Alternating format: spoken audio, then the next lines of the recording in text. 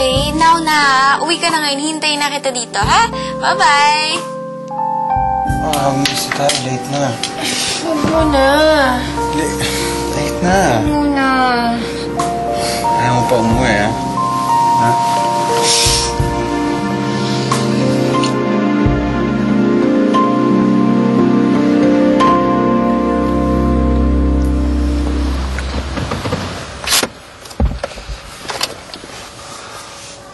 Harvey, tama na. Tama na. Late ko na kasi nakuha yung message ng school mo. Sorry, hindi na mauulit, promise. Mom forgot me. Mom does not love me anymore. Harvey, hindi. Mahal na mahal ka ni Mami. Okay? Siguro may ginagawa lang siyang importante. Hindi. Ako tatakot ako dun sa loob ng school. Ang dilim-dilim. Mom, si Mami kinalimutan na niya ako. Hindi na niya ako mahal. Harvey! Harvey! Harvey! Harvey!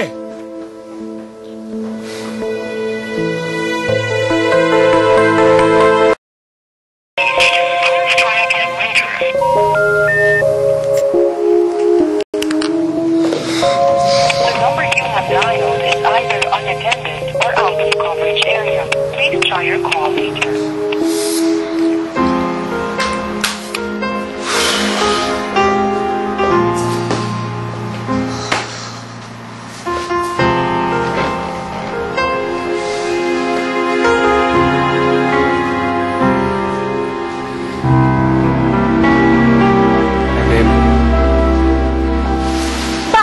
Galit. Bakit hindi ako magagalit? Ibiniling sa'yo yung bata. Nangako ka na ikaw susundo kay Harvey sa school. Anong ginawa mo? Natakot na yung bata, nilamok na sa dilim, hindi ka pa dumarating. Let me be clear about this, Aris. Sa ating dalawa ba, ako lang gusto magkaanak? Bakit yun ang nararamdaman ko? Bakit ang pakiramdam ko, ako lang lagi ang gagawa ng paraan para mabilis ang pagdating ng anak natin, ha? Sensya na. Hindi ko napansin yung oras, eh. Hindi mo napansin ang oras? Aris, hindi mo napansin ang oras? 4 na oras akong naghintay. Ang sabi mo kanina, pauwi ka na. Saan ka ba talaga galing? Ang dami kong taong kausap kanina.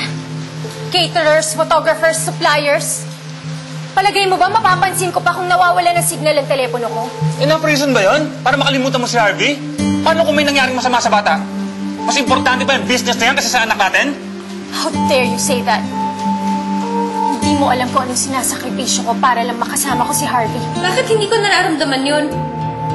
Bakit ang pakiramdam ko ako lagi ang nagsasakripisyo? Ako na lang lagi ang nagbibigay. Ngayon, dahil na-miss natin tong gabing to, maghihintay na naman tayo ng 1 buwan para lang makagawa ng baby. 1 buwan lang naman, eh. Maiksing panahon lang yun. We can wait. Can't we? Alam mo, napupuno na ako sa'yo tungkol sa baby na yan, eh. Wala na tayong ibang pinag-uusapan kundi yung baby na yun. Nakaka-bad trip ka na. Naiinis ka? Naiinis ka dahil we're always talking about having a baby? Yes! Hindi ba parehas nating goal to? Hindi ba parehas nating pangarap na magkaroon tayo ng isang buong pamilya? Anong nangyari? Bakit iba na ngayon? Hindi mo na ba ako mahal? Ano bang pinagsasasabi mo? Bakit hindi ko nakikita yung mga sakripisyo sinasabi mo? Bakit hindi ko nararamdaman that you want this marriage to work? Ano ba gusto mo mangyari? Ha? Naghahanap ka ba ng dahilan para maghiwalay tayo? Huwag mo kung saan-saan dinadalang tinatanong ko sa'yo. Isang tanong lang. Are you having an affair? Are you in love with someone else, Aris? Bakit hindi ka makasagot? Just stop it! Stop it! Pagkalit ko lang ang pinagmula ng away natin. Nag-sorry naman ako, di ba? Pinahaba mo lang ng pinahaba. Ngayon, pinagbibintangan mo na ako ng kung ano-ano. Ewan ko sa'yo. Bahala ka.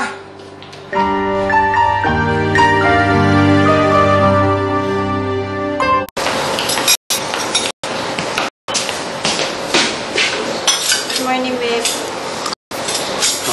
Malamig na. Hindi ka ba kakain? Hindi. May meeting ako eh. Hindi ako pwedeng malate. Gusto mo paunin mo na lang itong ibang pagkain. Ihahanda ko. Huwag na. Hindi ko na rin makakain yan eh. Babe, gusto ko lang mag-sorry dun sa mga nasabi ko sa'yo kagabi. Alam ko marami ako na-accuse sa'yo, kaya humingi ako ng sorry. Kalimutan na natin yun. Ako na lang.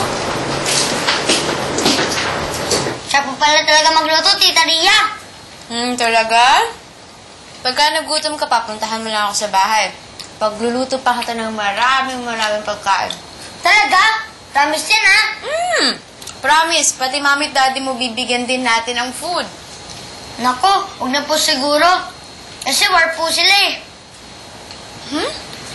Opo, sabi po ni Yaya Flor, war daw po si Mami at saka si Daddy. Alam mo, wala ka talagang originality. Lalo sa pakikipag-away sa asawa, gayahin mo pa ako. Nakikipagsabayan ka pa. Grabe, ngayon ko lang na-realize na ang laki pala ng bahay na pinili ko. Alam mo, magkapit-bahay lang tayo, hindi pa tayo nagkarinigan.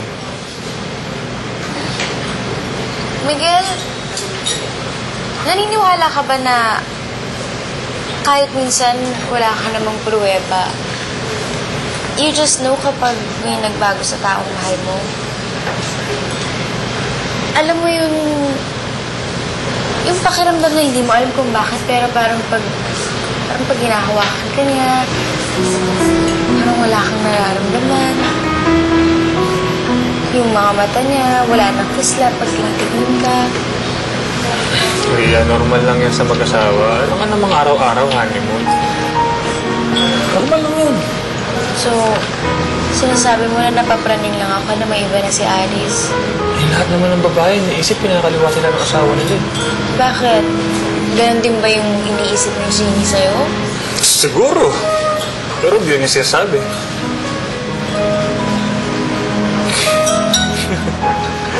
Bakit ka natatawa? Ang tagal na, ngayon ko lang ulit nasigawan yung asawa ko. Ang sarap pala. Ano yun naman ang masarap sa makikipag-away sa asawa, Miguel? Hindi mo ba alam? Pagkatapos mag-away, mas masarap maglabing-labing. Di ba? Alam mo yan. Bili mo na. Ay, Miguel, tumigil ka. Nangyari ka pa. Di ba? Bakit hindi ganun yung nangyari sa amin? Miguel, akala ko pag nag-sorry na ako, okay na ulit yung lahat. Nagiging maayos na ulit kami. Siguro talagang iba na si Alice. Pakiramdam ko, hindi na niya ako mahal gaya nung dati. Iya, baka naman meron ko lang nagawa na hindi niya nagustuhan. Siguro dapat, alam mo na, baguhin mo yung style mo.